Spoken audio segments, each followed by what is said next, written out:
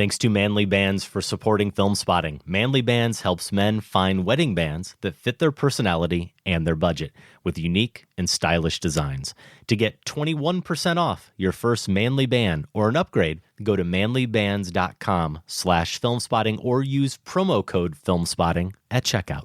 Thanks to Bespoke Post for supporting Film Spotting. Bespoke Post is a monthly subscription service that sends themed boxes with unique items from small businesses and emerging brands. Get 20% off your first monthly box when you sign up at boxofawesome.com and enter the code FilmSpotting at checkout. Thanks as well to Bombas for supporting Film Spotting. Bombas makes socks that are comfortable and look great with a wide variety of options. And for every pair of socks you purchase, Bombas donates a pair to someone in need. Go to bombas.com/filmspotting. That's BOMBAS.com/filmspotting to get 20% off your first purchase. What kind of a show are you guys putting on here today? You're not interested in art? No. Now look, we're going to do this thing. We're going to have a conversation. From Chicago, this is Film Spotting. I'm Adam Kempenaar. And I'm Josh Larson. You know what we should do? What's that? Go camping again in the mountains and shoot ourselves some fresh elk liver. Cook it right there on the coals, like Bronco Henry taught us.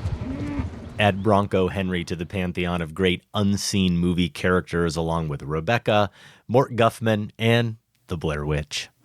Love the Blair Witch. That was Benedict Cumberbatch with Jesse Plemons in The Power of the Dog, director Jane Campion's first new feature in 12 years. We've got a review. The Power of the Dog is also the final film in our Jane Campion Oeuvre review. We'll wrap up the series with our Campion Awards. That and more ahead on Film Spotting.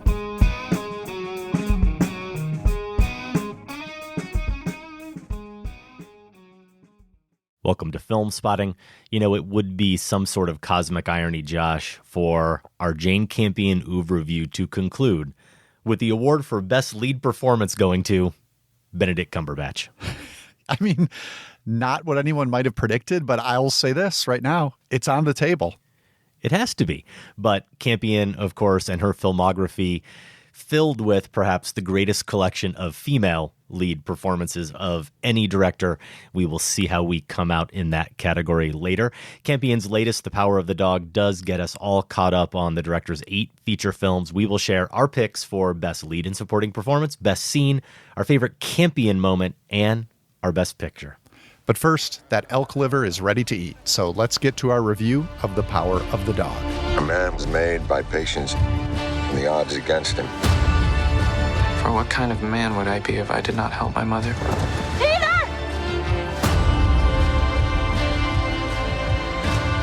If I did not save her?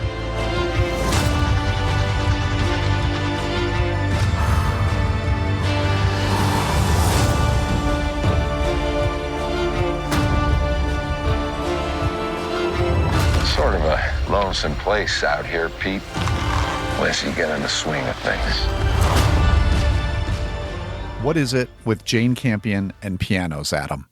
The instrument is at the center and in the title of her most well-regarded work, 1993's The Piano, and now in The Power of the Dog, A Baby Grand also features prominently. This piano sits at the center of a rustic mansion belonging to brothers Phil and George Burbank, who oversee a lucrative ranching operation in 1925 Montana. George, played by Jesse Plemons, has purchased the piano for his new wife, a young widow named Rose, played by Kirsten Dunst. After the wedding, Rose has moved into the house along with her college-age son, Peter, played by Cody Smith-McPhee. None of this sits well with Phil, played by Benedict Cumberbatch, a stomping, spur-jangling, guttural, growling man's man who takes a particular dislike to the artsy, effeminate Peter. Already, we have some familiar elements and themes from our Campion Oeuvre review at play: unforgiving natural surroundings, dysfunctional family dynamics, competing visions of masculinity, a woman's place in a historically manly world, and how that reverberates into contemporary society. Since we've done our homework for this one, Adam, can't imagine anyone who's more prepared for The Power of the Dog, I thought we could start by placing the movie in the context of the Oeuvre review. Is The Piano the Campion movie that The Power of the Dog is closest to, or did another title of hers come to mind more? And bonus question for you. What Campion film does Dog seem most removed from? A lot to chew on there. It's funny. Sophie watched The Power of the Dog with me, and just as it was getting started, she half joked, but she was definitely half serious, said, "Why, Jane Campion? Everything I see about this movie is that it's about men. And it's a Western?" She's like, "This isn't why I watch Jane Campion." And I understood where she was coming from, but isn't that what makes Campion so fascinating as a filmmaker? If you think about, to name just a couple, Quentin Tarantino or Paul Thomas Anderson. I mean, when you watch their movies, we have both caught up with Licorice Pizza recently, and 5 minutes into that movie, if you knew nothing else about it, you'd say, oh, that's a Paul Thomas Anderson film. Our last due review subject, Christopher Nolan, I think is probably similar in that regard. And with Campion, unless you're watching in a series like we have, and especially if you're watching these films as they come out, with the distance between them that her movies typically have, I don't think there's any way that you'd think the same director who made An Angel at My Table made this, or made Portrait of a Lady, or made Bright Star, or In the Cut. Of course, seeing it within the context of these films, you can't help but see how this is very much a Jane Campion movie. It's probably most removed from Bright Star, which I think we agreed is her softest film. Her most in a good way. Yeah, in a good way. I love Bright Star. It's her most lushly romantic film, though. Her least dangerous film, if you will. The piano comparison, I think, is unavoidable. The piano, yes. The mother-child, the new husband, the remote setting, the complicated power dynamics, desire and repression. It's all here, but I might even go more towards something like Holy Smoke, in that there are psychological battles taking place here, not just between two characters like in that movie, Kate Winslet and Harvey Keitel, but with multiple characters.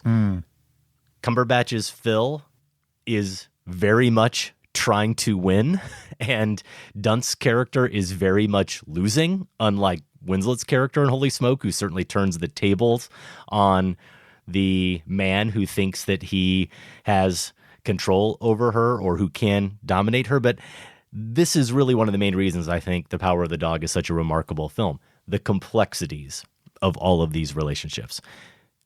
Cumberbatch is the catalyst, and a terrifying one very often, but there are layers to his relationships with his brother, played by Plemons, with Dunst, his sister-in-law, with his nephew, Smith McPhee, and with himself, and even with figures from his past that feel almost like they're present, that Campion just peels away and reveals so deliberately and so subtly over the course of this movie. I'm sensing in the Overview Awards, there might be kind of a surge for Holy Smoke here. I love that you go to that as a comparison for The Power of the Dog. Didn't occur to me, but I think you're dead on. I would agree with you that Bright Star is probably furthest from this for the very same reasons. It's that outlier, even more so in some ways than In the Cut for me among Campion's filmography. And it does have a genuine sweetness that is rarely found in this. Tough to find. This is a nasty film in some fascinating ways. And yeah, it's the probably easy answer, but I would say the piano is what it reminded me of the most, though for me, it was because of the thrill I got from watching this movie. Most matched that thrill I've had every time I've watched the piano, just feeling like I'm seeing someone at the peak of her powers, controlling and collaborating with so many other, I mean, we're going to talk about the cinematography and Johnny Greenwood's score, and we've already touched on the acting. You know, just being a director who is bringing all of these elements and the talents at the film's disposal together for a singular, concentrated, perfectly executed purpose. And that, to me, is what we get in The Power of the Dog. And that's not to mean that, you know, there's not a bad movie in this bunch. We've seen the overview, to my mind. And I don't think she's been, you know, out in the wilderness in recent years. She hasn't made a feature film, but I'm a big fan of Top of the Lake, the miniseries that she was involved in. I think that's where she's done some work near, you know, what she's done in some of her greatest films. But this, for me, is what's most closely linked to the piano just in the way it succeeds at what it is setting out to do. Now, I say all that, and the next thing I want to get to is not so much about Campion, but it is about Cumberbatch.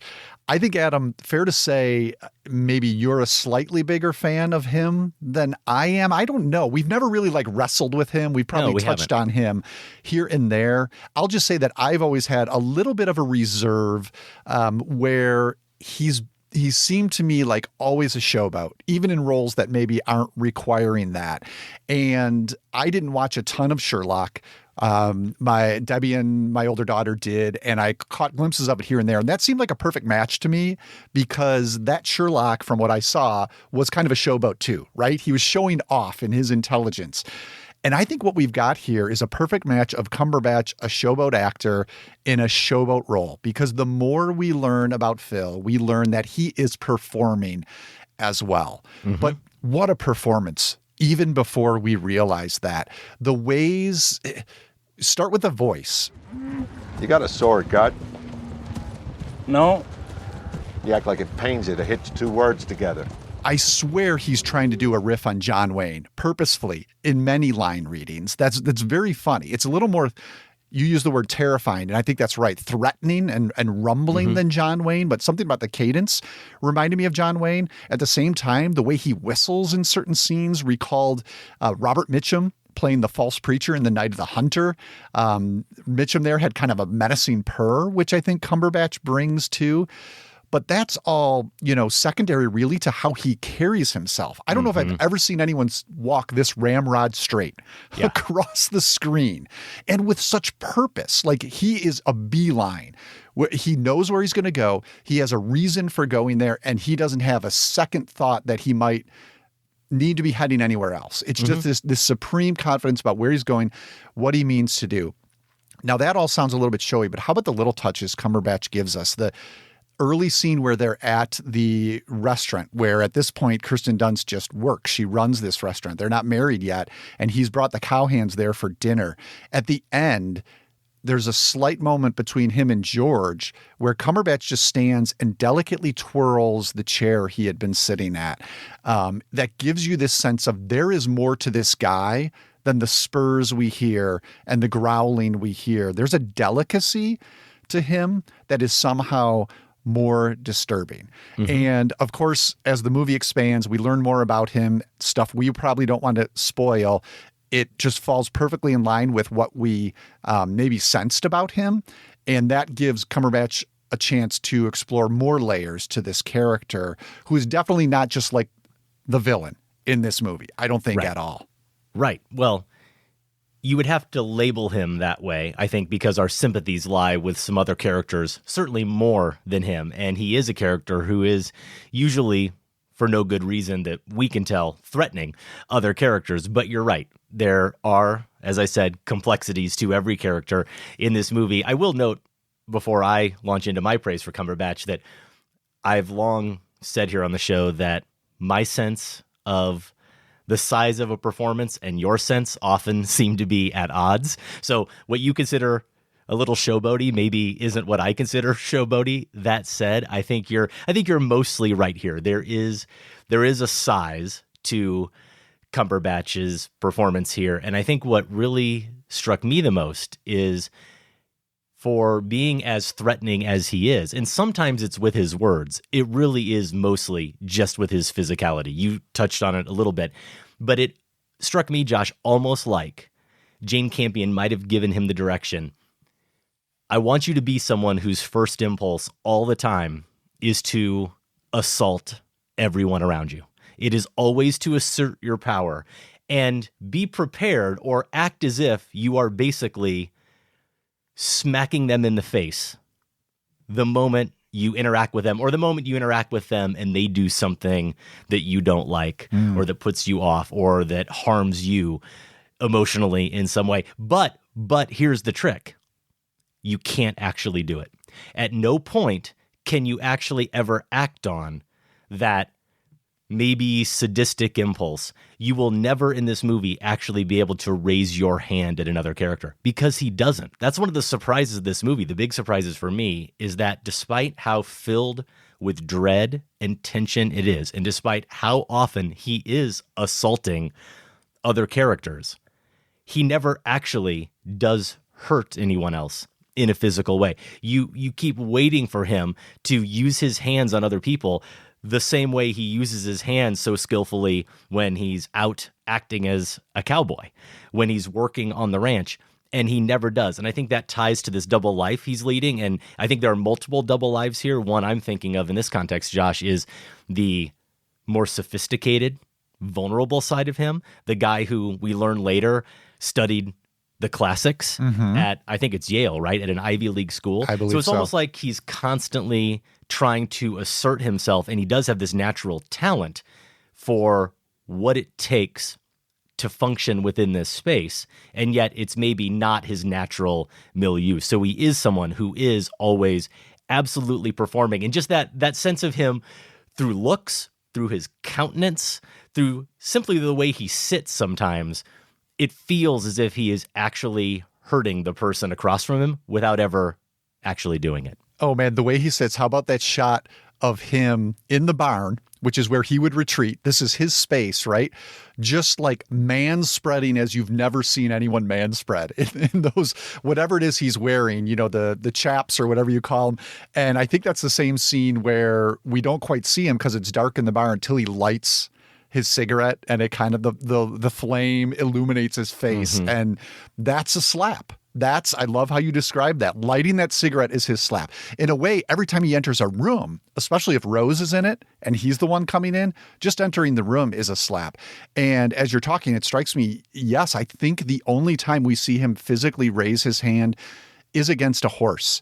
In another one of the movie's indelible, haunting images, he loses control and he takes it out on this horse, and we see the animal retreating. I mean, you can only hope, and I imagine in this day and age they were very careful that the animal didn't actually experience anything, but from the camera's vantage point, this animal just like flies backwards, and we see this framed. A couple of the Searcher style mise-en-scène moments where we get a doorway framing the sky behind. And I think directors just can't help themselves. How could you with that sky in the background? New Zealand sky, not Montana, we should know, but still does the job. And this frantic, panicked horse that Phil is going after, which only emphasizes what you're talking about. The horse is a huge beast, stronger than him, taller than him, yet he has that presence and that threatening nature to scare it as he's going after it. Yeah, my favorite moment like that, Josh, is the one early in the film where the brothers are riding with their men to go have that dinner, or they're on their cattle drive, and Phil pulls up to his brother and tries to have, I guess, what constitutes a fairly meaningful conversation with his brother. And his brother really doesn't have anything to say back to him. And he calls him out on that he can't put two words together. And then he trots off on his horse and then just stops and turns suddenly and looks back at him. And just with that look, that's all you need. It's the only way in that moment he can properly express his disdain for his brother. And it's funny, we were talking about, of course, West Side Story last week on the show and Ansel Elgort and his presence. And I was way more forgiving of it, let's say, or in favor of it than you were, because of the way I believed that just through his physicality and his presence that the men of the other gang would maybe be afraid of him, that the men within his own gang would look up to him and that they would listen to what he said. Well, how about the moment here after that dinner where Phil stands up and every single other guy except his brother immediately gets up and without a word follows him out the door. That is all he has to do to signal that it's time to go, and nobody questions it for a second. And you do, as an actor, have to be able to inhabit that, for us to believe that, and there to be no sense of falseness to it whatsoever. And there's just no falseness other than maybe the accent. I'm not totally convinced or sure what Cumberbatch is doing there, but I forgave it pretty quickly because the rest of it feels so authentic and so just commanding. Yeah. You mentioned Plemons a couple times there, and just want to quickly touch on him. He doesn't have all that many scenes, fades a little bit to the background as the movie goes on, but he plays against Cumberbatch's presence so perfectly, I think, because he doesn't just kind of wilt before Phil, but George you just get a sense he's an entirely different man, and manliness means something. This is all part of the exploration of what does it mean? What does masculinity mean here? Because it struck me that George is just as confident, but what he does is, let's go back to the movement. He moves softly. He moves leisurely. He has the confidence, but it's thoughtfully held, and he's considering, should I go this way or should I go that way? Let me think about this. Let me give this some consideration. And maybe I'll actually do it in a bath, because you know what?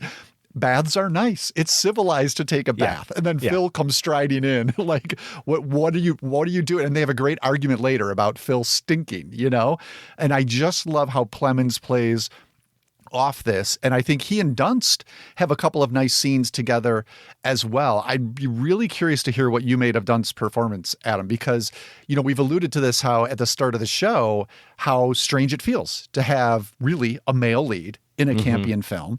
And I think that was part of why I didn't initially, as I was watching, know what to make of Dunst's Rose. I feel stronger about it now that I've had plenty of time to think about it and sit with it. But in the moment, it was just so jarring to have, again, a female character in a supporting role.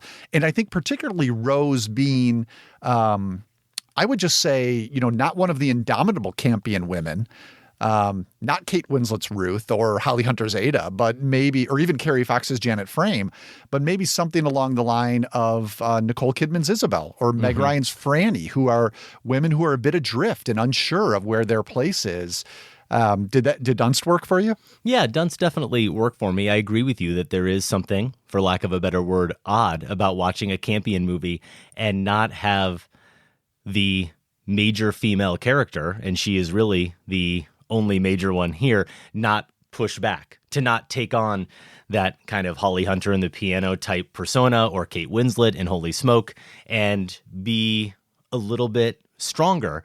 And yet, I guess that didn't bother me so much, Josh, because overall, I liked the layer she brought to the performance. And I think because you're just in a way asking for a different type of movie then. This is one in which that battle, that psychological battle, is paramount, and it's what really haunts this entire movie. And I think there is something that Dunst kind of gets at, the score gets at this, a certain ethereal quality. There is something almost supernatural, just almost supernatural, about Cumberbatch's presence and his ability to so unnerve her.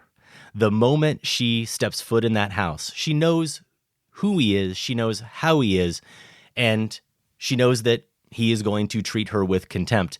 But it's almost like she becomes powerless the moment she steps foot in that house. And I guess I'm willing here to forgive that character's lack of control or lack of strength, because it seems like that's what Campion here is most interested in exploring. Is that exact dynamic when you have someone with the power that Cumberbatch's character has, and how overwhelming and all-encompassing that can be, and how you then do survive in that type of a scenario. That's a good way to put it. This is the story being told, and to insert a quote-unquote Campion heroine or lead female character in here would have just disrupted everything that's going on. And I do think Dunst brings, it's sort of like this slowly sinking tragic sadness that weighs down increasingly on her as the film goes on. That's entirely appropriate.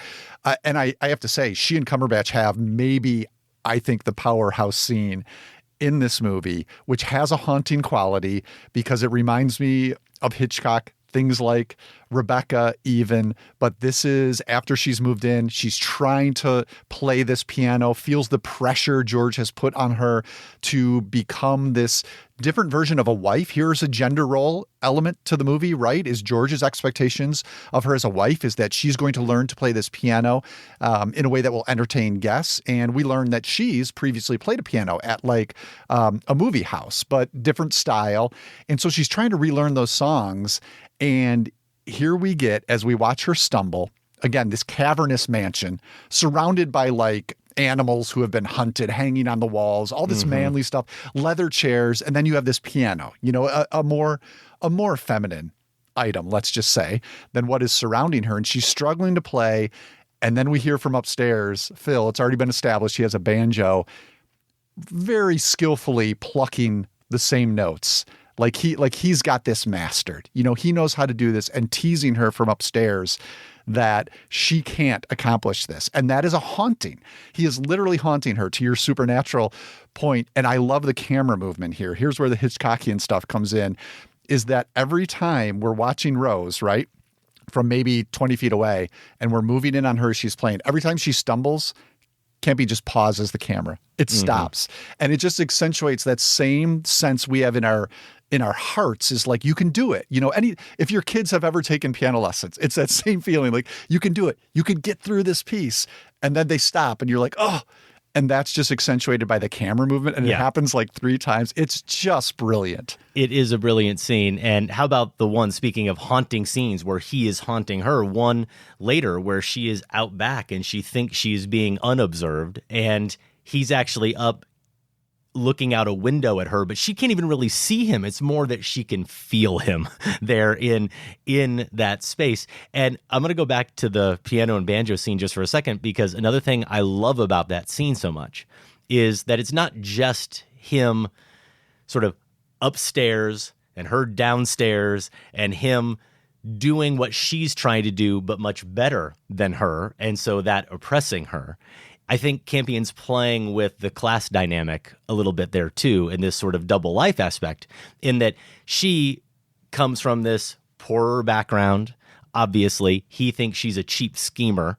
He calls her at one point for marrying his brother, and sort of derides her for having that background of having to play in those movie halls, right, to make her money. And what is she doing? She's playing this gorgeous, way above her stature, way above her class baby grand piano. Yeah. Meanwhile, he's playing that same song that belongs in those movie houses, and he's playing it on a banjo, which is this more kind of lower class type of on the ranch instrument you might play. And she can't play it. She can't pull it off. She can't rise to the challenge. Meanwhile, he, with those amazing hands, who can seem to do anything on the ranch he wants to do, he plays it like a virtuoso. You know, so there's always that power dynamic at play there. Now, you said something about Plemons I wanted to ask you about, which is, you said he kind of fades into the background of the movie. And I understand that to some extent the movie in those later chapters needed that to happen so that other character dynamics and relationships would come to the fore. That said, is it just because I liked Plemons' Georgie so much, and I liked the counter with some confidence, as you put it, the counter he is to Phil, and also this relationship that he has with Rose, and the need they seem to fill for each other, that I bemoaned him really kind of disappearing, not just fading into the background. He kind of disappears, and the movie sort of brushes it off with a line about how, you know, oh, he's away this week. Yeah. And I think the implication is that he's on the road or he's traveling a lot. Or is there actually something sort of structurally off here that we do become so attached to that character, and that being one of these key focal points of these relationships, and then all of a sudden he's just gone? I really felt his absence. Yeah, I'm with you. I think for the same reasons. You know, we're both huge fans of Plemons, and this is a particularly good performance of his, a particularly important character. It's a case where I would love to know how it's handled in the book. I don't think either of us have mentioned yet. This is actually an adaptation. Can't be an original. Thomas Savage wrote the novel. Oh boy, I should know this. I want to say in the 60s. I believe so. A couple decades old at least. So maybe the book has more room to include George there. I think there's another conspicuous moment where at this point, treading lightly, but Phil has, for insidious reasons, taken Peter, his step-nephew, Cody Smith-McPhee's character, under his wing. And there's a moment where Phil and Peter are going out into the to the range together. And George is sitting there. Rose protests, and George says, well, Phil is going to take him with him today. And that was a moment where I felt what you're describing is like that. that seems like we're just trying to come up with an excuse to move George out of the way. So I understand kind of that instinct. I sort of felt it, but I think to go back to the Peters character, he becomes crucially important in the final third of the movie. And at least if you're going to make a film around 2 hours, you're probably going to, as one character rises, another is going to have to fall a little bit. Yeah. So I had the same feeling, but it didn't particularly bother me. I want to jump back to, some of the more filmmaking elements that I briefly mentioned at the top, and particularly the cinematography. As I said, this isn't Montana, but it is New Zealand. I've not been to New Zealand. I have been to Montana, and you could have fooled me. I mean, these skies are outrageous. And I think in particular, it is how cinematographer here, Ari Wagner, focuses on the massive clouds rolling across the open sky, right? That's what Montana is, the big sky country. That's what you think of. And that is what we get here. And more importantly, he and Campion also capture the morphing shadows that these clouds cast on the hills below, that the characters are often gazing out at, right? Because Phil tells these stories about Bronco Henry when they used to go up in the hills, and these mythical stories, and the cowhands are all looking up into those hills, and we watch the shadows just shift. And it's not only gorgeous in like a mythical way, but also I think really captures the shifting emotions, the shifting identities. You mentioned shifting desires by these characters. All of that is mirrored in the cinematography. And then real quickly, Johnny Greenwood's score. I like how deceptively delicate it is because it has, obviously he did Paul Thomas Anderson's There Will Be Blood, and there are elements of it that have the propulsiveness of that score. But also I think I wrote about it and described it as a period simplicity, which is probably not quite right because obviously sophisticated music exists in other periods. But there's something about it being, maybe it comes back to the banjo. It kind of has that sort of simplicity to it at the same time. So it's a deceptively sophisticated piece of work as a score that I think is just perfect for the movie.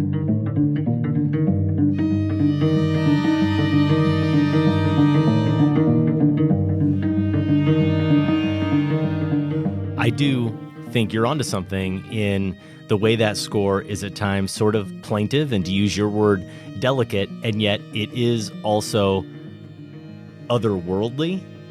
To go back to what I was saying about the Cumberbatch character, it feels appropriate for that character who looms over this entire film. It does feel just laden with dread, I would think, for a good portion of this film when it is employed. I didn't know it was Greenwood at all going in, and then of course you hear some bars of it and think, could it be? And it really is one of the best scores of the year, but I feel like I say that all the time with Greenwood. And the landscapes here really are remarkable. You use the word massive, and that is the word. Ari Wegner, the DP here, shoots these landscapes in a way that reflects the grandeur of these open spaces. And the grandeur is overwhelmingly beautiful, and it's consistently rendered on such a large scale that it's actually oppressive. rather than, I think, it lending this sense of comfort that we would usually think of wide open, gorgeous spaces.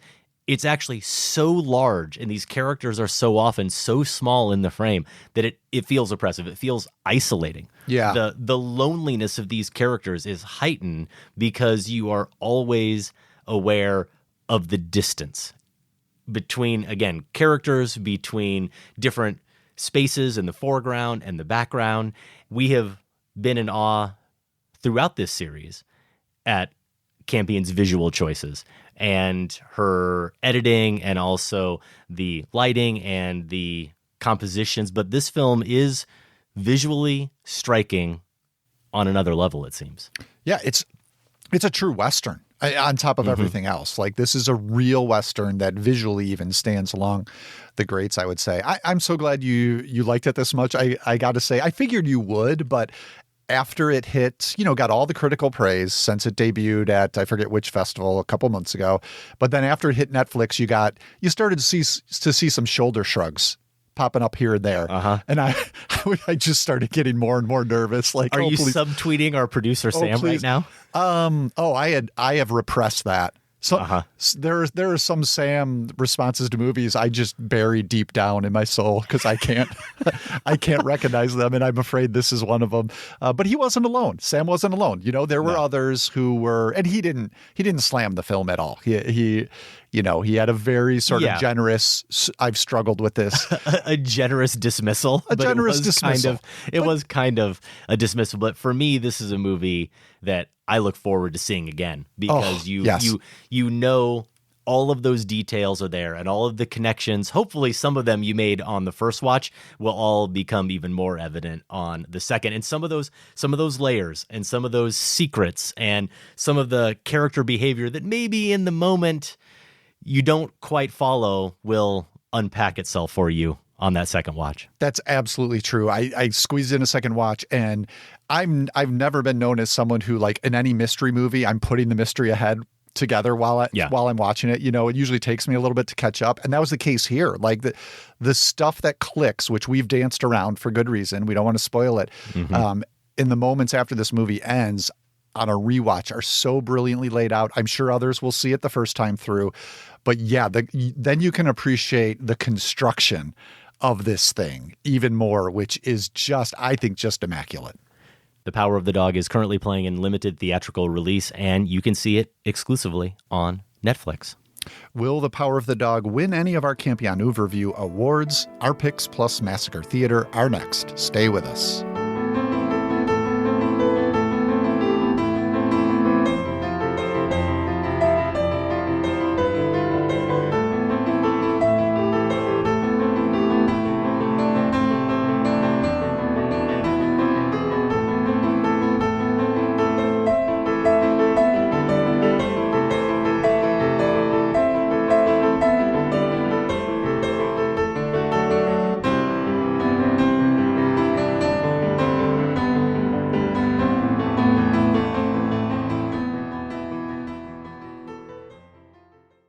Adam, I'm very excited to guess which Manly band you chose. As listeners know, Manly Bands, recent supporter of the show, helps men find wedding bands that fit their personality and their budget with unique and stylish designs.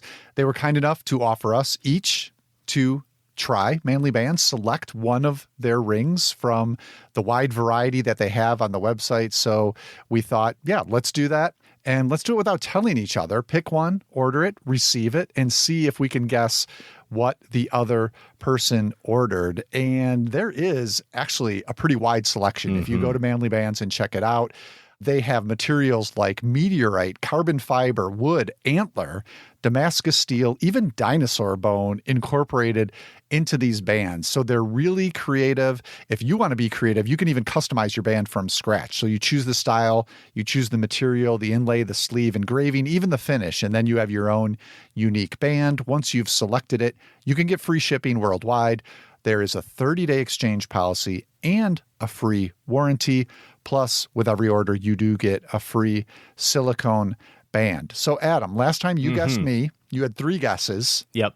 Failed on each one. Failed on all 3 of them. There were like 26 or 28 to choose from, in fairness, but I thought I knew you. Yeah. And I thought I could identify the ring that maybe you would have picked. I still say that we missed an opportunity here. This should have been our chance to pick rings for each other, officially wedded in Film Spotting bliss. Well, you say that. You know what? As I was trying to pick your ring today, looking at it with Debbie at all the options, we both realized kind of at the same time we looked at each other and was like, oh no, what if we both ordered the same one?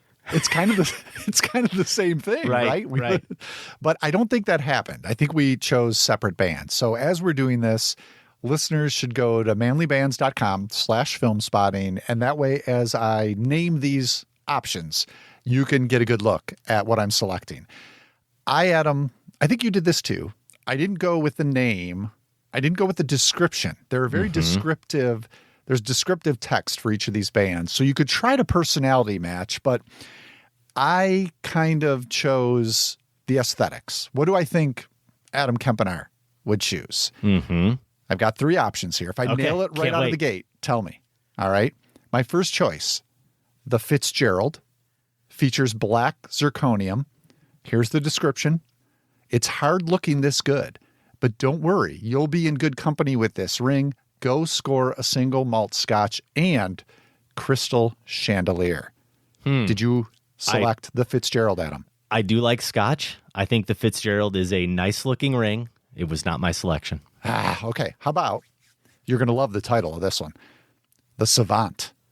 Okay. Features tungsten, wise and real. You know what's up and what direction it's coming down. Show off your sleek coolness with this shiny new toy. Adam, are you a Savant? It is a very sleek, nice looking ring, but I would not have picked what is really a one color ring. I did not choose the Savant. Oh, no. I might be in trouble here. All right, one last shot. How about the Wiz? Also features tungsten. Maybe it's because you're innovative as hell, but figuring out new business ideas is much more your jam than jewelry. We give you a band to rule them all. Yeah, it's the Wiz. The Wiz is not it, Josh. You also are 0 for 3. I didn't have this much suspense going into our Campion Awards picks as I feel for this segment. I was dying to know what you thought I would select, and I think I'm really going to surprise you. The Wiz is really nice as well. All good choices. Though the Wiz feels to me a little bit too close to the one you went with, and I think the direction I'll give you here before I show you my choice is tied to something we talked about the last time we talked about manly bands, which is I think we both thought about it in terms of, well, we don't need a new wedding band. So we're looking at this as a second ring, one we would wear to complement, but maybe not match the current ring on our left hands. We need something else on our right ring fingers. And with that in mind, I really wanted to kind of make a splash and go with something that didn't at all feel like my wedding ring. And the Wiz is too close to my current wedding ring. So Josh, I instead went with the Peacekeeper. Wait, that's black? It is not black. It is tungsten. Okay. And the description is tungsten with blue-plated sleeve and inlay. Wow. Flat design with brushed finish in comfort fit. Silver tungsten with the blue stripe and the blue inlay on the inside of the ring. I somehow feel like Captain America when I put this ring on. Yeah. And that's what I like. I've got it pulled up here. I never would have picked that for sure. I thought it's a little showy. It's a little showy. Look at you stepping out. Okay, I like it. Stepping out indeed, and you can have some fun with Manly Bands, just like we did. To get 21% off your first Manly Band or an upgrade, go to manlybands.com/filmspotting or use the promo code filmspotting at checkout. That's manlybands.com/filmspotting or promo code filmspotting for 21% off your first Manly Band or an upgrade. Josh, I could not be more all in on Bespoke Post. It's a monthly subscription service that sends themed boxes with a variety of goods. They partner with small businesses and emerging brands to bring you the most unique items every month. And so far, I have purchased 3 boxes in a row. The first 3 boxes they've sent me, I've decided, yep, I need that. You have the choice to just accept what they're going to send you, or you've got 5 days to say, nope, don't need that, or select another item. But so far, Bespoke Post has figured me out. They're 3 for 3. I got a new sweater. I got a new shirt that's now my favorite shirt. And I even got a cask, Josh. I like whiskey. And it's this little cask that sits on my liquor cabinet, and you fill it with moonshine, and you leave it in there for like 2 months. And when it comes out, it's a brown whiskey. Come on. No. So where do you get the moonshine separately? Yeah. Okay. Yep. Put it in the cask that's provided by Bespoke. And the barrel does its work. Does the magic. Does its magic on the moonshine. Well, I haven't tried it yet. I still have another month or so to go, but I'm looking forward to sampling it, and it looks really cool in my dining room. So this winter, upgrade your daily routine with Bespoke Post and their new seasonal lineup of must-have box of awesome collections. From winter cocktails, you can go the route like I am, or to cozy threads like I also have. And camping gear essentials, you know that's not me, Josh. I'm not going to camping gear essentials which is fine. There's so many other great items to choose from that I haven't had a trouble, obviously, picking out a new box. To get started, you just take the quiz at boxofawesome.com. Those answers help them pick the right box for you. And as I said, they release new boxes every month, and you can skip a month or you can cancel anytime. No obligation. You like what they're offering, you have it shipped to your house. And here's something else I like about Bespoke Post. With each Box of Awesome, you're supporting small businesses. 90% of everything that comes in your box is from a small, up-and-coming brand. To get 20% off your first monthly box when you sign up, go to boxofawesome.com and enter the code FilmSpotting at checkout. That's boxofawesome.com with the promo code FilmSpotting at checkout. It's a god-awful small affair to the girl with the mousy hair. I met the girl I'm gonna marry one day. But her mommy is yelling no, and her daddy has told her to go. Listen, young lady. But her friend is nowhere to be seen. So how'd you become such a hotshot actor? She walks through her I'm a showman. That's what I'm meant to do. To the seat with the clearest. You're listening to Film Spotting, and I'm getting deja vu here, Josh. I think it was maybe 2 weeks ago we played a clip from the Licorice Pizza trailer promising that we would get to a review of the new Paul Thomas Anderson film. This time we mean it. It's happening. Next week, we will discuss Licorice Pizza. It's happening because we've both actually seen it. This isn't a case of, plans to see it or you've seen it, I've seen it, we're good to go. We have a week to sit and process a Paul Thomas Anderson film, which is always helpful.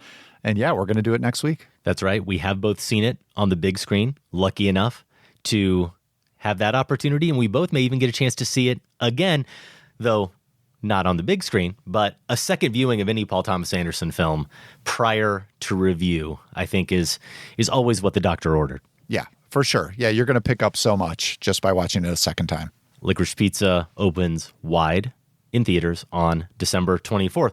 Also, next week, we will talk through our Chicago Film Critics Association end-of-year ballots. We will share our picks for our favorite performances of the year and more. How many movies, Josh, are you planning to cram in this weekend? Oh my gosh. I mean, we were talking a little bit before pressing record about how disparate the choices for best films of the year seem to be this year in 2021. And for me, that's just produced more anxiety. Usually at this time, I feel like, okay, I've got maybe 10 films that others are really crazy about that I didn't manage to get to. Let's try to knock those out. Now there's like every list has a handful. So I'm trying to I've had a couple 2 movies a day days that have been helpful. I've knocked out a couple in the last week that I really wanted to get to. Have some plans this weekend, a fairly miraculously open weekend for the holiday season. Nice. So I'm hoping to get a couple more in. How are you feeling? I'm feeling terrible. Of course. I'm feeling like I have 25 movies to see and not nearly enough hours in the day or days, unfortunately, but I'm going to do my best. I've got my list. I'm prioritizing it. And, every year around this time, we always bemoan that we're trying to fit in so many movies to get ready for the top 10 films of the year roundtable, the 2-part epic show that is.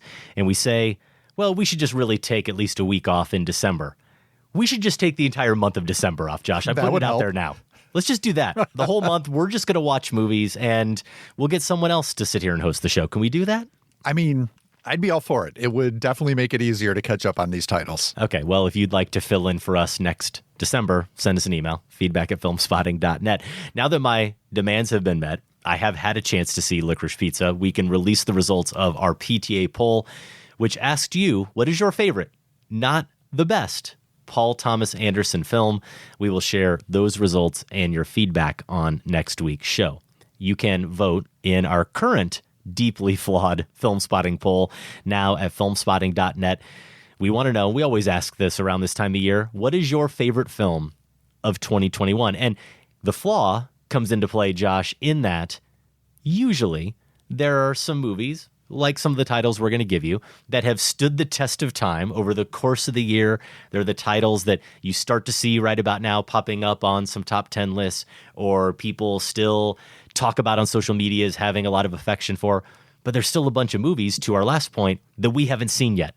that we know we need to catch up with, some other big releases that haven't hit theaters yet. And that means we're going to leave out some titles that probably will pop up on our year-end list. But we do what we can with the movies we've got, Josh. And to your point, one option here kind of falls in the in-between space. It's West Side Story. So that opens this weekend. A lot of people will have a chance to see it, but maybe not everyone before voting. But we did want to include it. Feel like that's going to be an important year-end release. But some of these others, listeners have had a chance to see for a while now. Dune, The French Dispatch, The Green Knight, Passing, Pig, The Power of the Dog, and Summer of Soul. We are, of course, going to include the option of other as well. Our producer, Sam, who came up with this poll question, suggested in our Slack, if you recall, that Dune was probably going to walk away with this. Not just win, but sort of win handily. And other would take a distant second place, which makes sense because we're really thinking about every single other film that came out this year besides these 7 or 8. Did you think Sam was onto something when he suggested that, or did you think he was crazy? I don't think he's crazy. I mean, that's probably the best bet, but can I give you 2 titles there that I think might give Dune a run for the money? Please. The Green Knight came out a while ago, and a lot of passion for that movie from a lot of quarters. And how about Summer of Soul? Didn't Summer of Soul recently, did it win our poll about best music documentaries of the last 10 years or something like that? I mean, people are wild about it. So I'll just put it this way. I would not be shocked if either of those landed in second place or might even overtake Dune. Well, Summer of Soul, currently, Josh, is in 7th place. Now, it's pretty close. They're kind of packed together, but it's in 7th. And I would have thought Summer of Soul would have done much better than a movie like The Green Knight. I understand why it's here, and I think it does belong in this poll question, but I would have reversed those and thought that maybe The Green Knight was in 7th place and Summer of Soul would be where The Green Knight is. It's in 3rd, 11% of the vote. So you're onto something there. And speaking of being onto something, Sam did correctly call it so far. 29% Dune in first place. Other is in second place. We will see if these numbers hold or if your vote perhaps sways it. You can vote now and leave a comment at filmspotting.net. A couple of weeks ago, we had 5 Blu-ray copies to give away for the new religious horror film Saint Maud, which is available now on Blu-ray, DVD, and digital.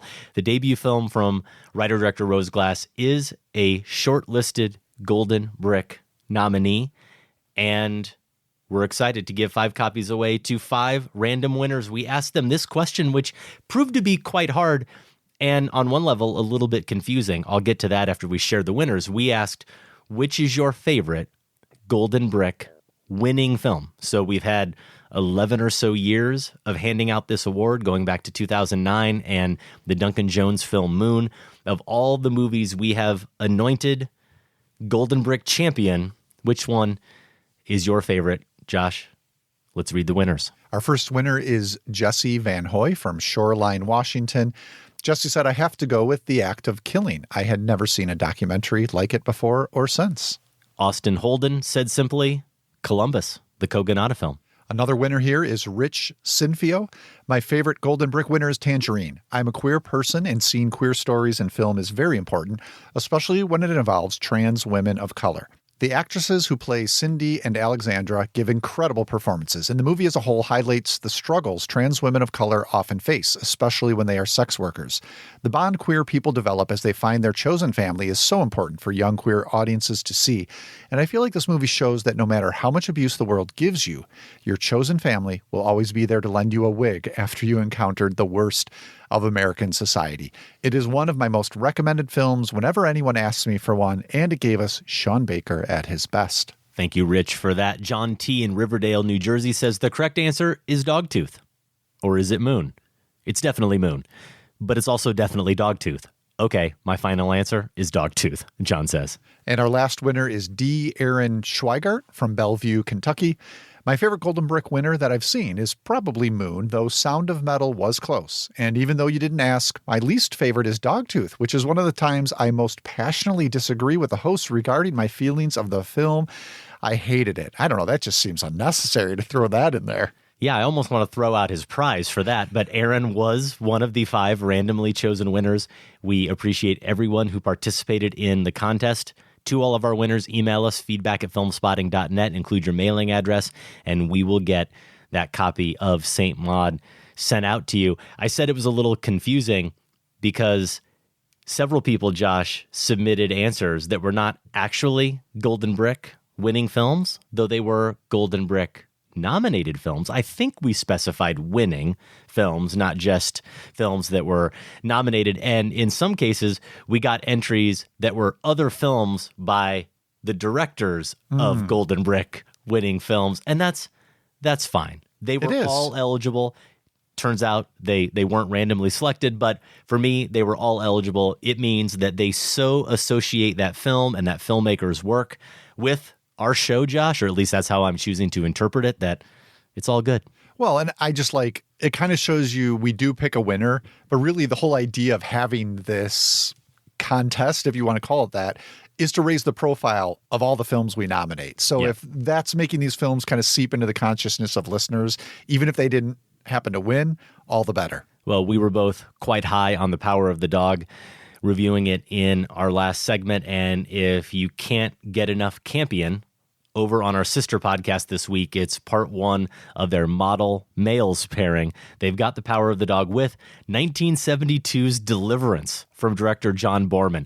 Of course, Burt Reynolds stars, Ned Beatty, John Voight, Ronnie Cox, and yes, in both films, banjos. But Josh, this being the Next Picture Show, they went so much deeper than just the banjos connection. Yeah, we've got some explanation here from Genevieve Koski, co-host and producer. She says, Jane Campion's new Power of the Dog includes a tense passage involving a banjo that plays as a nod to the 72 John Borman classic, but the two films' shared thematic concerns go much deeper than banjo duels. Chief among those is the theme of toxic masculinity and its myriad manifestations, which we explore this week via Deliverance's 4 male archetypes and their misbegotten river adventure. A movie, Adam, how long ago now was it that we did? Was it a Sacred Cow? I forget what category, but I was literally going to ask you the same thing. I know we discussed that on the show, but why did we do it and when did we do it? I think I know.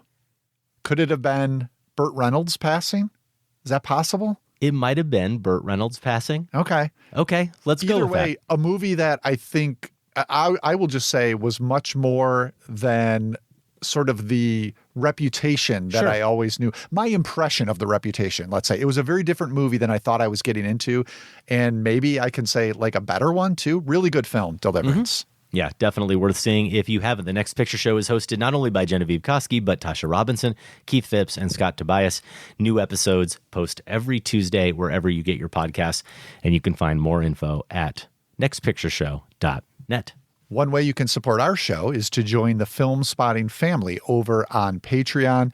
It's $5 a month. Here's what you get. Ad-free episodes via a dedicated RSS feed, early show downloads, live pre-sales and discounts, a merch discount, and our monthly bonus episodes. Last month for November, we did volume 2 of Ask Us Anything.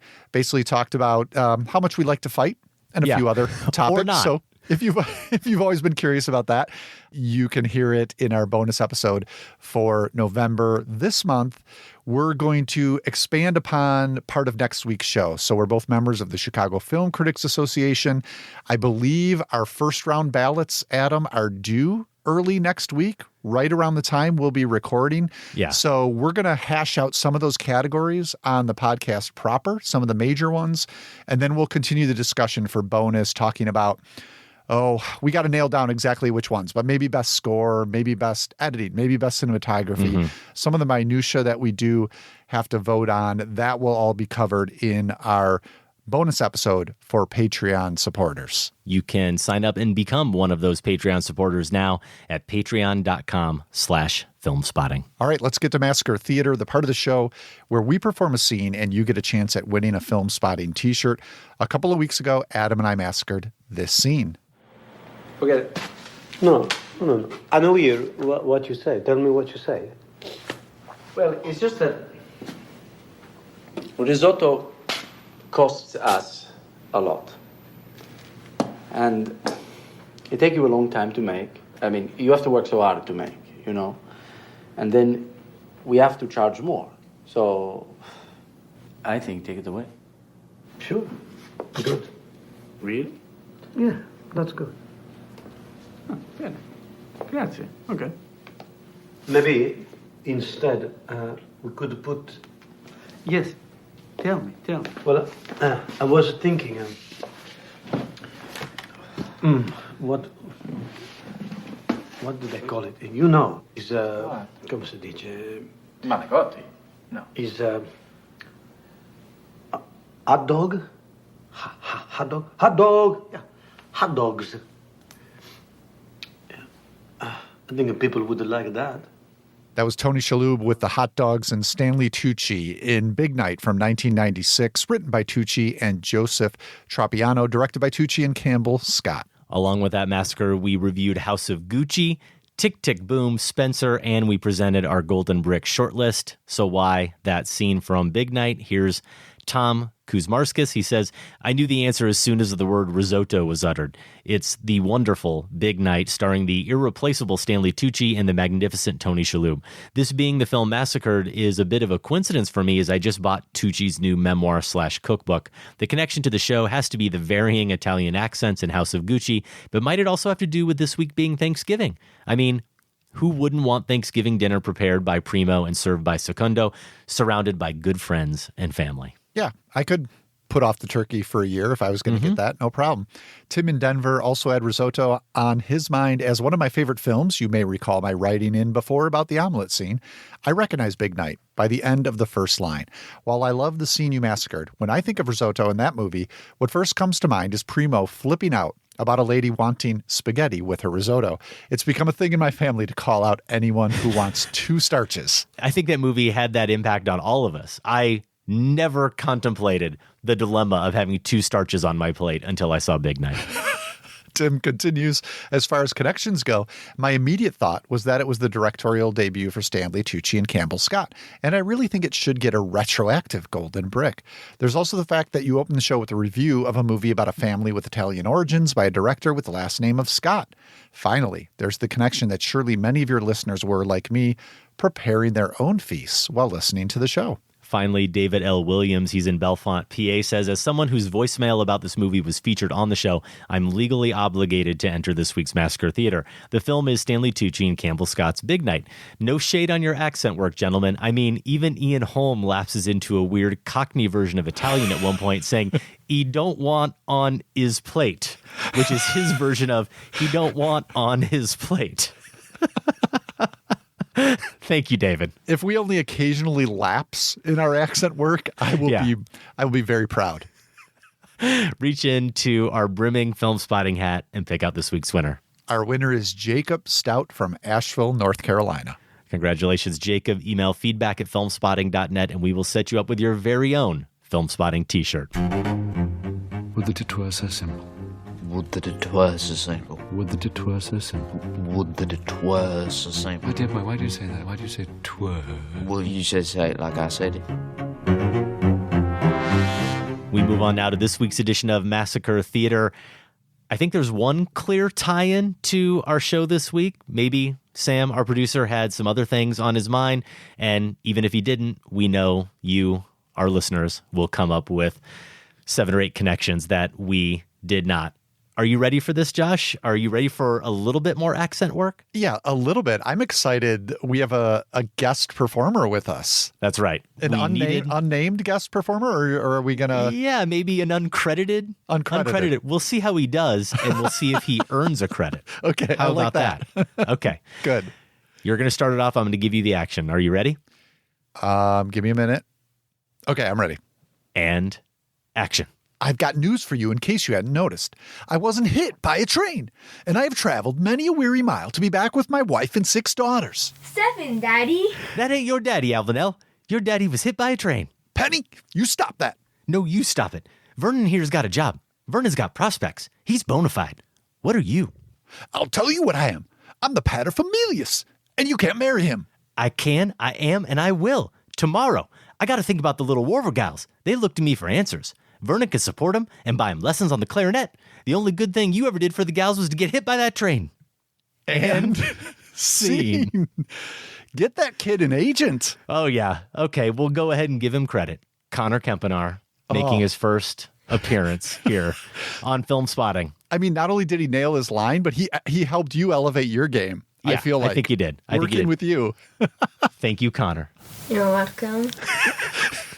We got a "you're welcome" there. I don't know if it came through or not, but if you know what film we just massacred, email the movie's title along with your name and location to feedback@filmspotting.net. You do have a while to listen to it and just take in that great acting and process it and make sure you know the scene. The deadline is Monday, January 3rd. The winner will be selected randomly from all the correct entries and announced in a couple of weeks. Can I do all my scenes with Connor from now on?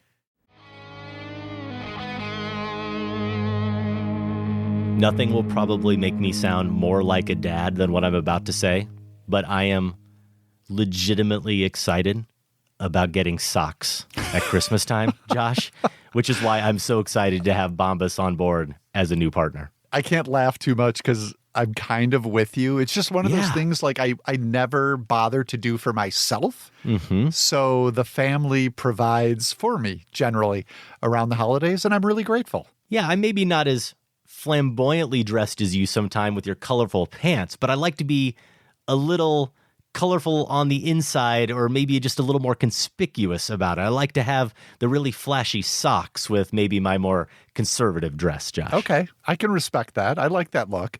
And it's funny, you know, we have sponsors, Adam, that we get to know when they join the show and appreciate what they have to offer. And then we have sponsors where you see them come on board and you're like, oh, yeah, they're awesome. I'm already using them. And that was the case with Bombas because I was looking at our show script today, this afternoon, just getting ready, and mentioned that Bombas was going to be a sponsor, and Debbie is over my shoulder. I was like, what? I already love them. Like, they have fantastic socks. She's like, do you need me to give the testimonial? I was like, yeah, we'll sure. take it. Here's her report. She said, this is what she said. They seem to be the first place that figured out the no-show socks so that they stay up without showing at all. And I know that can be a problem. You know, you get these that you're not supposed to see, but then they always slide down towards your toes and it's a whole mess.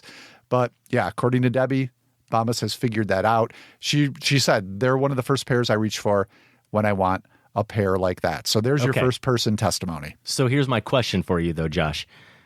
That's Debbie's testimonial. Have you embraced the no-show sock? That's not all that Bombas sells, for the record, not by any stretch. But have you gone that route? Because I'm seeing guys every day wearing like the full suit. Yeah. And you see their whole ankle, and I don't know if I can ever go there. I don't know if I'd recommend it for you, Adam. Okay.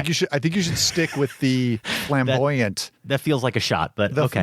The flamboyant Bombas socks. And they do have some striking designs. So you could do that.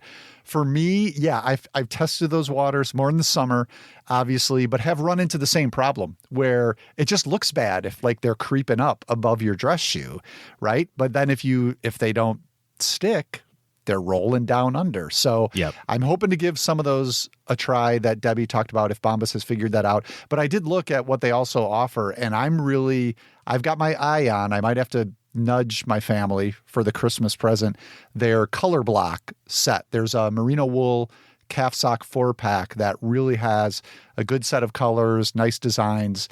So yeah, as you said, so many options to choose from over there at Bombas.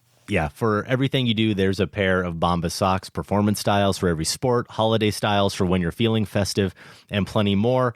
They have the coziest gifts for everyone on your list, like Josh. Thanks to their festive gift boxes, you don't even wrap them, just do the gifting. I like that part because nobody needs to get a gift that I have wrapped. And here's another nice touch. Socks are one of the most requested clothing items at homeless shelters. And that's why Bombas donates one for every item you buy. Their mission is simple: make the most comfortable clothes ever and match every item sold with an equal item donated. So this holiday, when you gift Bombas to someone on your list, you're also giving them to someone in need. It's a give. Go to bombas.com/filmspotting to get 20% off your first purchase. That's bombas.com/filmspotting for 20% off your first purchase. Jane Campion, I love you. I love you.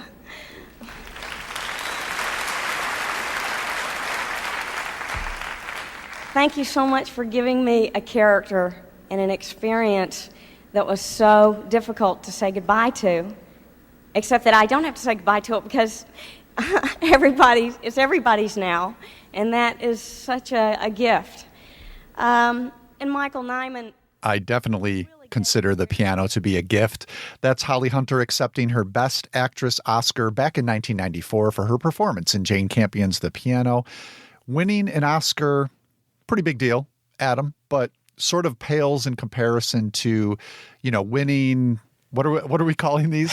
Again, I think it's We Are the Campions, right? Is that where we settled? We Are the Campions. And I thought I had some pretty good name options, but then we started hearing from our listeners. Andre Cadeau, Charlottesville, Virginia.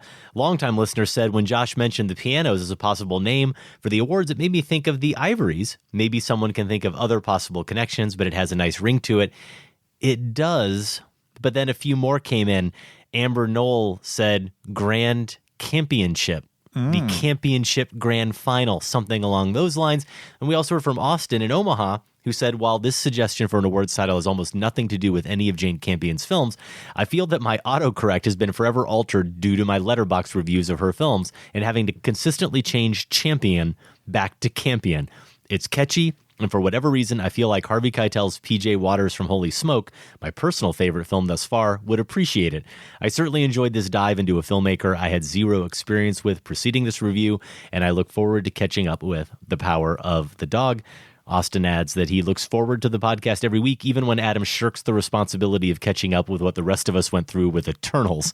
And he's looking forward to our picks for Campion's Champion. So we just simplified a little bit what Amber and Austin were putting down. And in homage to Queen, we are calling this We Are the Campions. Some good old-fashioned brainstorming right there. That's it. We have come to the end of our Campion oeuvre review, our chronological series devoted to all 8 of her feature films, including her latest, The Power of the Dog. We'd like to end all of the series we do, whether it's devoted to the work of a single director like these oeuvre reviews, or it's a marathon devoted to a certain genre, or maybe a single great movie year with some awards, really just to reflect on the series as a whole and evaluate what we appreciated most. For this oeuvre review, we're going to share our favorite lead and supporting performances, our favorite scenes, and our Campion moments, as well as our favorite films. I don't know if you did this or if you already posted it on Letterboxd, but I've got my ranking as hard as it was, and so we can do our Campion oeuvre review list 1 down to 8. Before we do that, any major takeaways from this oeuvre review? Any surprises, Josh? Yeah, I have that ranking too, and as I'm looking at it, probably, and I shouldn't have been surprised by this. I kind of expected this, but In the Cut is a film I was mixed to negative on, as a lot of people were when it came out. And now it's, jumped up to a really strong tier in her filmography. So that's probably the biggest surprise for me coming away from this oeuvre review, I would say. Yeah, my reappraisal and appreciation of In the Cut, as well as, of course, my reappraisal and appreciation for The Piano were the surprises for me of this series. A quick recap of the films we covered: Sweetie, her 1989 debut, An Angel at My Table, the 1990 biopic about New Zealand author Janet Frame, followed by The Piano, her 1993 Oscar-winning breakthrough.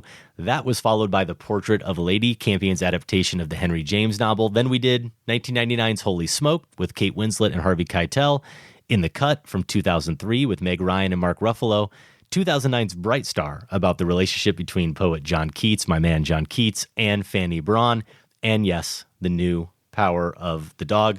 We will start, as we usually do, with our favorite supporting performance. I'll give you some of the nominees here, Josh, and see if I have collected what you think are the best options. Going in order, Sweetie gave us the title character, played by Genevieve Lemon. I think you could also maybe throw Tom Leykos into the mix as Lewis. The Piano not only had Harvey Keitel, but Sam Neill and Anna Paquin, Oscar-winning Anna Paquin. The Portrait of a Lady, formidable here with John Malkovich, Barbara Hershey, Martin Donovan. Holy Smoke had Harvey Keitel. In the Cut, Mark Ruffalo. Bright Star, the pig that Paul Schneider is. And The Power of the Dog offers Kirsten Dunst, Jesse Plemons, and Cody Smith-McPhee. I think it came down to these four. You tell me if I'm wrong. Lemon for Sweetie, maybe Paquin for the piano, and then Ruffalo versus Martin Donovan. Where did you come out? Well, is it weird that my instinct was to only consider men? I mean, what's with this Campion? Like always giving short shrift to the men. I don't get it in her movies. Yeah. So I kind of thought I could go completely the other way and choose one of her more likable male characters, because there aren't a ton. Not that they're all villains. They're all complicated, but she does have two really likable ones. You mentioned one of them. Martin Donovan's fading puck, Ralph, from The Portrait of a Lady, and then Ben Wishaw's Keats in Bright Star. Maybe that's more of a lead. I do feel like Abby Cornish is the lead there, but, you know, it seemed truer to her work to choose one of her most complicated male characters if you're going to go that way. And so I did go with Mark Ruffalo's Detective Malloy in The Cut. Now, generally, I got to say, I don't understand or go for like the bad boy appeal. And I think even more so when those qualities suggest a potentially abusive relationship. And I think that's at play here because Malloy, for much of the running time, you think he's one of the suspects of these murders that have taken place. So that's, you know, makes him a little dangerous. But man, watching this movie again with more experience with Campion's work, whatever it is Ruffalo is managing, this complete honesty about what he wants from Meg Ryan's Fanny, what he's willing to give her, but then also combined with a really scary anger and a hostility, it just worked on me. I got it. I mean, I got the appeal, Franny. And thankfully on this revisit, yeah, I got in The Cut a little bit more. As I said, it's the Campion title where my feelings shifted the most. They definitely shifted on the performances here, not only Ryan's, but Ruffalo's as Detective Malloy. So that's where I'm going with my best supporting performance pick. Well, first, I'm glad that you did include Ben Whishaw because I somehow overlooked him, and I think he at least needs to be in the running for Best Supporting. Probably not Best Lead Performance, though you're right. I think that's arguable. I think Abby Cornish certainly is the star of that film. I really did struggle between Donovan and Ruffalo, and there was a part of me that wanted to give it to Donovan just because he's a really underappreciated actor who I didn't even know was in this movie. It's one I hadn't seen before. I remember liking him in a lot of Hal Hartley stuff, and he pops up as a character guy in some different films, of course, over the past few decades. But watching him play that character who really is the only kind of sympathetic, warm character in a film that's just filled with snakes, Portrait of a Lady, is really refreshing. But I think I ultimately went like you with Mark Ruffalo just because I think it had a bit of a higher degree of difficulty. Meaning Donovan, he's dying from the very beginning of the film, and you know he's inherently a good person, so of course he's sympathetic. Even though I do think he gives him some complexity, I think he's a very easy character to like. And Mark Ruffalo really is someone, especially as we see so much of that movie through Meg Ryan's character's eyes and her perspective. He's someone we are a little bit scared of, but someone we are a little bit attracted to. And Ruffalo doesn't overplay anything, but he also doesn't underplay anything. There is, as you said, a real directness to him, and that ability to be someone that we can be a little bit scared of, but then at the same time feel like maybe somehow they really should be together and you want them to be together. That's enough of a high wire act that I was really surprised, even though maybe I shouldn't be by anything Mark Ruffalo does. I was surprised by how much I liked his performance in The Cut. Hey, listen. I could be whatever you want me to be. You want me to romance you, take you to a classy restaurant, no problem. You want me to be your best friend and treat you good, no problem. Ain't much I haven't done. The only thing I won't do is beat you up. All right. Landed in the same spot for our first category. I like it. Okay, let's see what happens with Best Lead Performance. There's a chance we'll agree here, but I think we're going to diverge. We've got Karen Colston as Kay in Sweetie, Carrie Fox in An Angel at My Table, Holly Hunter, of course, in The Piano, Nicole Kidman, Portrait of a Lady, Kate Winslet, Holy Smoke, Meg Ryan in The Cut, Abby Cornish, Bright Star, or the lone dude, Benedict Cumberbatch, for The Power of the dog. Who got your award? The lone dude, indeed. I like that. So yeah, Slack Chatter suggests with Sam that this is coming down to two options. Holly Hunter as Ada in the piano and Kate Winslet as Ruth. Winslet, absolutely bewitching in this movie, as we talked about, partly because similar to Ruffalo, there's an element of danger here.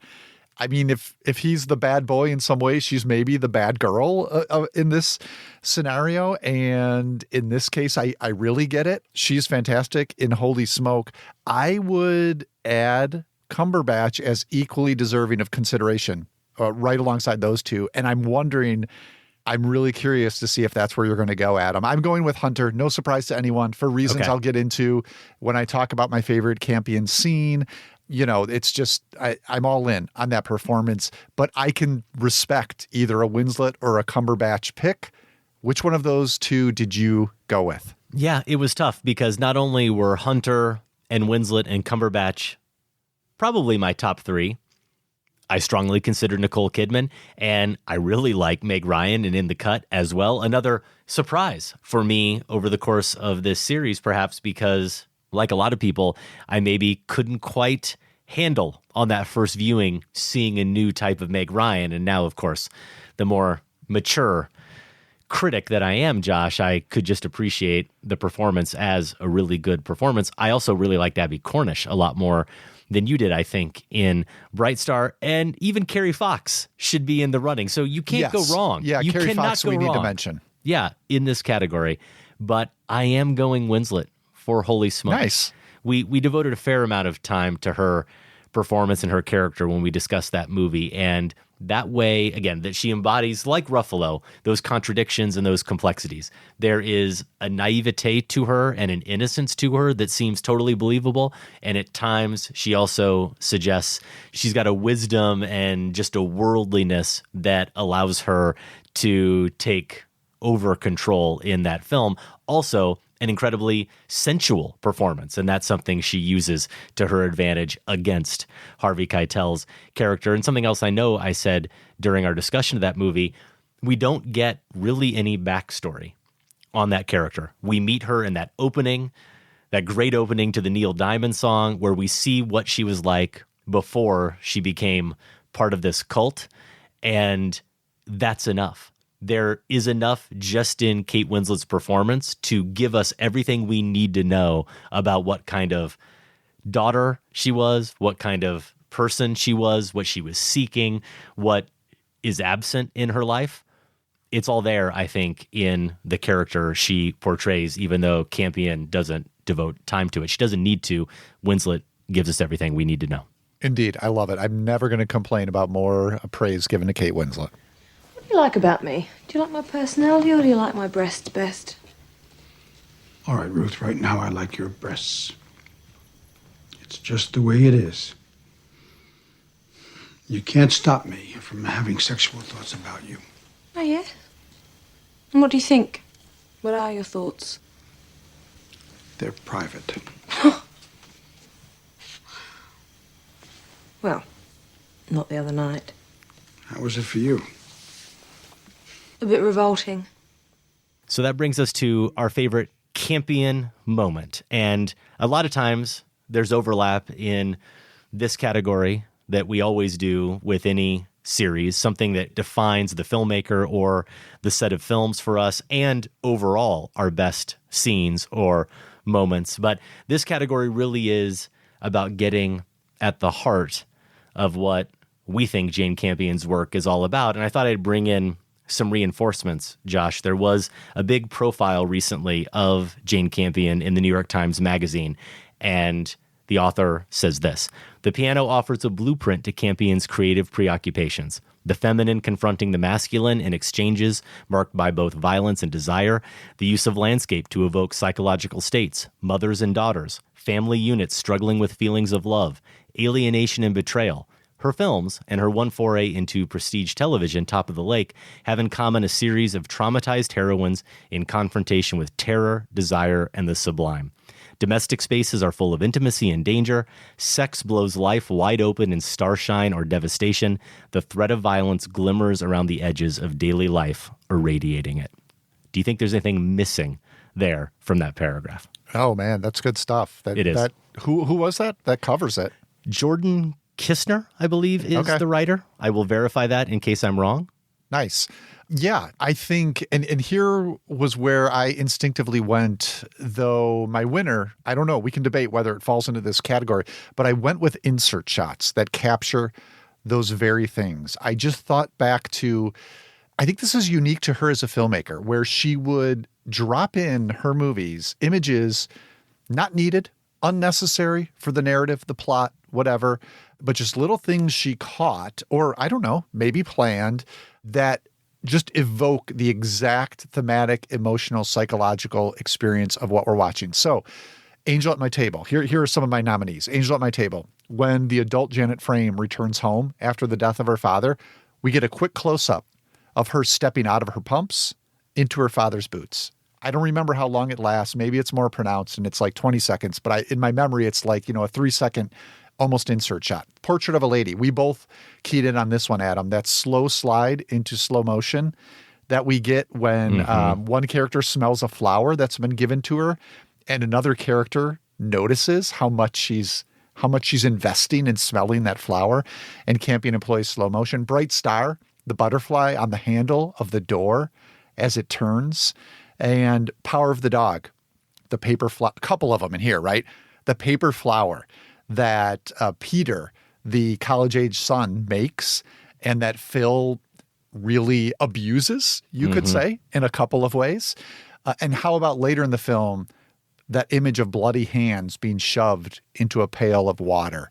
Just the momentousness of what that means, in that case narratively, but also just kind of symbolically. So I considered all of those. Here's one I want to throw out there, just because we're giving Holy Smoke a lot of love, and I like that. It's not an insert shot, but how about the moment where the male family members encircle Ruth and kind of won't let her? I mean, that's just kind of like, it's reductive to think about Campion as purely a feminist filmmaker. She's much more than that. But if you want to emphasize that that's a strong thread of her oeuvre, that image is perfect, right? Of those men. Yeah. Circling. That's going to be a nice transition into my winner here in a second. Okay. Well, let me get on, and I'll get out of your way. But my winner, not quite an insert shot, not really a scene. It's the sunken piano in the piano. It's that image. And here's what I love about it is that we return to it. It's the final image in the film, but it comes after we've already seen that Ada and Baines are happy together. They've established a new life together. And most movies would end there, right? Like, we've had this traumatic experience. Our main character has found her place in this world. Let's all go home feeling good. That's not Campion. So we go back to what we saw before. This image when Ada was pulled or jumped, can have that debate. I think she, quote unquote, jumped into the water after the piano. She's tied to the cord that's wrapped to the rope that's wrapped to the piano. And we get this image at the bottom of the tempestuous bay. It's ghostly. We have the sort of, it must be Ada because that's how we saw it before. But who is it now? Because we know she's safe, but she's still there floating above the piano. And so it's just suggestive. It's metaphorically malleable in so many ways. It's in the murk where Campion likes to be. And that's why I think for me, the sunken piano is the Campion moment from this overview. Great choice. I think you're going to definitely approve of mine. But first, I'll go back to the New York Times paragraph and just say the only thing that maybe was missing from that nice articulation of the prevailing themes and ideas in her films is her preoccupation with outsiders, characters who are on the fringes often, and then connected to that, characters who are artists or aspiring artists, or at least have some kind of artist or artistic temperament. I think we even see that to some extent with Benedict Cumberbatch in The Power of the Dog. I didn't focus on any one type of scene, though I love that you focus on those insert shots, which we did devote some time to over the course of these movies. But I did realize that my top contenders are all opening sequences. In fact, even credit sequences. One of them is the one I already mentioned, the Neil Diamond song is our soundtrack to the journey from seeker to believer that we see in like 3 minutes at the beginning of Holy Smoke. And then you've got that wonderful anachronistic voice opening to The Portrait of a Lady. Modern women reflecting on being kissed and romance and what they love about being kissed. And then we see them dance, and we also see women in portrait, like the title suggests. Nothing you would expect in any type of adaptation of a Henry James novel. If you thought you were in for a period piece, and you ultimately are, it takes its own kind of meandering way to get there. It's a really wonderful start. This one, though, is my favorite. It's still, technically, I didn't realize this until I rewatched today, part of the credits. I'm going with the piano, and I'm going with water, Josh. It's Ada's anxious boat exit. So the sequence here is her playing the piano at her former home that she's about to leave. We get a close-up of Holly Hunter as a woman comes to the door, essentially signaling that it's time to go. We cut from that to a shot from under the boat, and you hear the sound of the paddles and the sloshing of the water, then to a shot of men's hands in the air, stretching up, as another set of hands and a body eventually appear, silhouetted against the sky. You're really not sure because of the camera framing and the composition, and because of the lighting, who or what you're actually looking at. And then finally a cut gives you a slightly wider view, and you see that it's Ada and her daughter Flora. But even then, you're still not completely sure what's happening, because the camera stays poised on Ada's face as she is awkwardly being jostled about by these hands. Only then, at the end of the scene, do we cut out to a very wide shot, and you see clearly that, oh, it's mother and daughter who are being lifted out of the boat and being carried to shore so that they don't get wet. And I love the filmmaking. I love the unconventionality of giving us the establishing shot at the end of the sequence, deliberately to disorient and disturb us just as much as Ada is in this moment. What could have been a throwaway kind of transition moment, or maybe even one of some beauty, their bodies being lifted off the boat heroically by these men. No, this is Campion. So she finds not only a boldly expressive way to shoot the sequence, but she does it in a way that taps into a tension that the entire movie is ultimately going to be about, and that many of her movies are about. And that's Ada's uneasy relationship to Ben, their perceived dominion and control over her, and the actual physicality of it too. Their hands all over her body, touching her. Yes. Like George desires to, but is forbidden to while she plays. And of course, how important ultimately are fingers and hands to this movie. Ada's playing, Ada's punishment. That's my Campion moment. All right. I do love it. And since you mentioned fingers, should I just get right to my best scene? Do it. Okay. Real quickly, the nominees, I did actually consider from In the Cut those old-timey ice skating sequences, which are not really, they're kind of like flashbacks or family stories, but they're also heightened in this fable, fairy-like scenario. And of course, this being a slasher film, really, it includes legs being sliced in half by the skates, just really jarring. Can't imagine anyone else but Campion including that. And then we talked about it in our review of The Power of the Dog, banjo versus piano. It's going to be, one of the great Campion scenes. But yeah, my winner here for best scene also comes from the piano. It's Ada's finger when Alistair chops it off in his fury.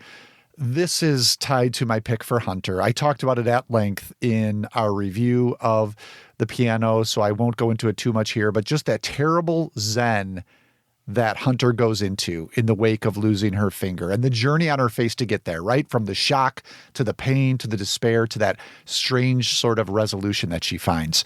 The topography that's involved here, the mud and the rain, all of this stuff that's been oppressively either pouring down on us or sucking us in throughout the whole movie here just really comes to the fore. The costuming, Ada's dress billowing as she sinks into the mud, that exhausted gasp that the costume gives. This is just where everything we've been anxious about, everything we've been dreading might happen in this movie comes to a physical and emotional head. And it's perfectly captured by the performance and by the imagery all in concert. So that's my choice for best scene. Okay, well, I'm going to go with something a little lighter and fluffier, Josh. But before that, a couple other scenes I considered.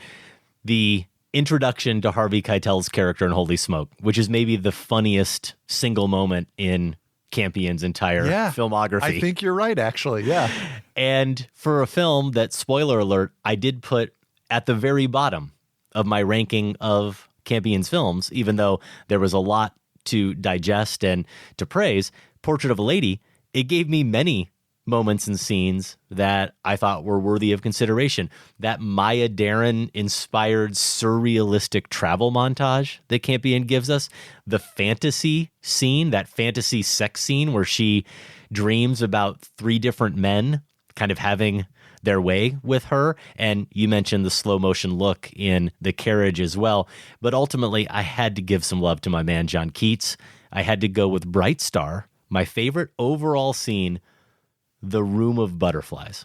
The romanticism of that expression of her love for John coming out of his expression of his love for her. He says in a letter, they're apart at this time. I almost wish we were butterflies and lived but 3 summer days.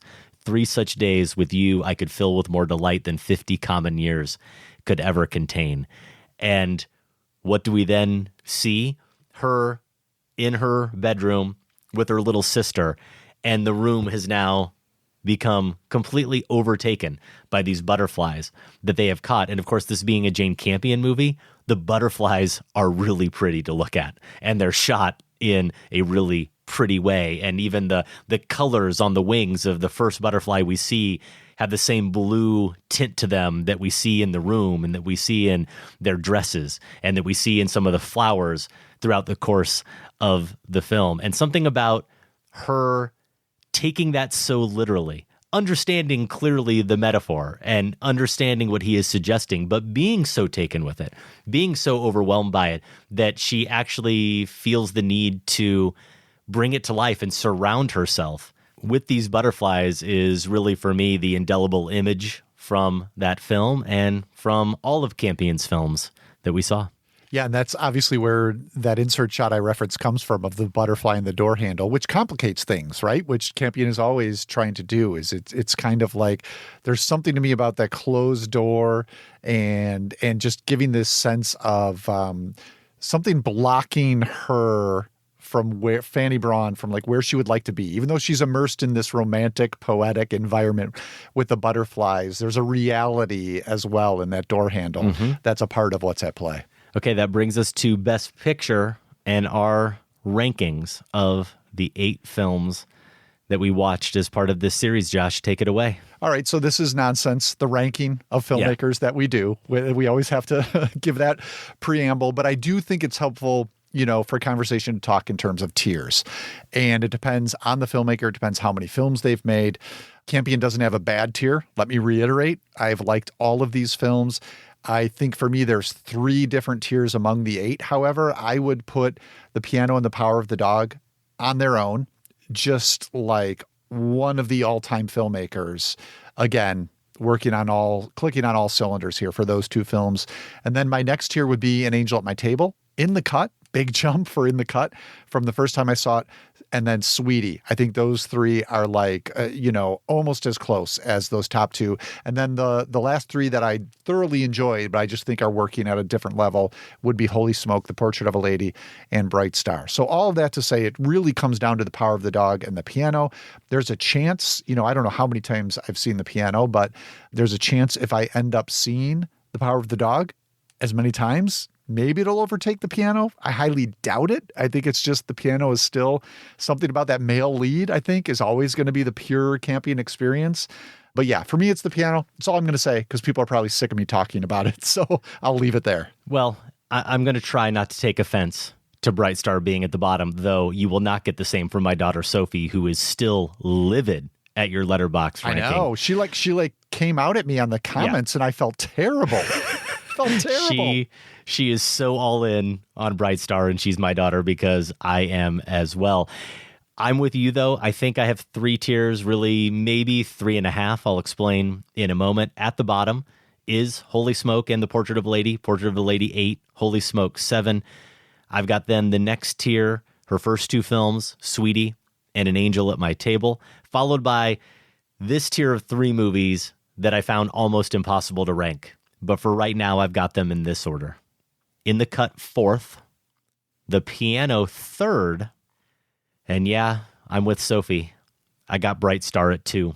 Whether it feels like the Campion outlier or not, here's our friend Lisa Nelson. She's in Navasota, Texas. She says, I just finished my rewatch of the transcendent Bright Star, and I'd forgotten just how lovely a film it is. Slowly and ever so carefully, the movie puts its spell on you until you, like Fanny and Keats, are entirely under its power. You are swept up in its vivid poetry, its manic mood swings, and its enchanting lyrical beauty. It makes you feel the intensity of first love and the dire heartache at the prospect of losing that love. But in the end, we are left with the sheer magic of those stolen, semi-private moments between Fanny and Keats, where they are sharing a knock between rooms or a clever game of red light, green light. It is truly my favorite Campion film and one of the best romances ever committed to celluloid. Take that, Josh. Lisa didn't say that. Thanks for suggesting the rewatch. Lisa did say, yeah, Bright Star, I couldn't agree more, though I don't think I could have said it as well as Lisa just did. It's my number 2, and if there's an additional half tier, I'm just saying slightly higher, deserving of that number 1 spot, Power of the Dog. Wow. You said she's at the peak of her powers. I think you're right. Wow. I mean, obviously, I don't know why I'm so surprised. I've got it ranked number 2, but did not think you would go. That's a really interesting ranking to go from Power of the Dog to Bright Star. More power, lovely film. I think that's the perfect word for it. More power to those who do love it. I'll just reiterate, especially in the context of this overview, what I think I said when we reviewed it is, if I'm feeling comfortable during a Campion film, something's not entirely right. And that's just such a comforting movie. Not in the context of that film and that experience, nothing wrong with that. But as we're looking at this, career as a whole, I just can't rank it quite that high. Putting it last does not mean I dislike it. No mischaracterization will I allow here by you or Sophie, Adam. I hope all of your English professors back in school have disavowed you. That's what I think, Josh. I think that's what you deserve. Okay, we'll see. I'll check in with them. More about the Campion Oeuvre Review at filmspotting.net/Campion. You can also learn about our previous Oeuvre Review, our inaugural Oeuvre Review devoted to the work of Christopher Nolan. Are we going to continue this in 2022, Josh? Probably. Yeah, I hope so. It's been rewarding so far. We do have new films from the likes of Claire Denis, Martin Scorsese, though that would be a long project. Oh my gosh, David we better start yesterday. David Fincher, Terrence Malick, Richard Linklater, among others. I don't have a horse in this race yet. I think we also put out on our website, I think we did throw out maybe Denis Villeneuve